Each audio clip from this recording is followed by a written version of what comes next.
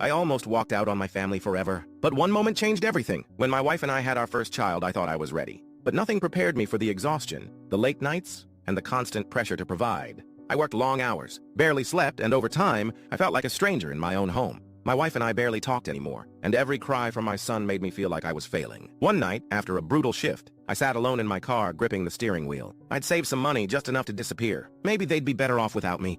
The next morning, as I grabbed my keys, my son, barely 3 years old, ran up to me and said, "Daddy, don't forget my hug!" I froze.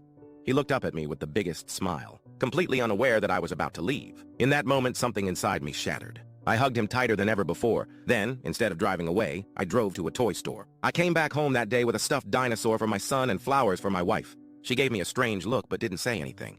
From that moment on, I made a promise. I was going to fight for my family instead of running from them. Years later, I can't imagine life any other way. Walking out would have been the biggest mistake of my life.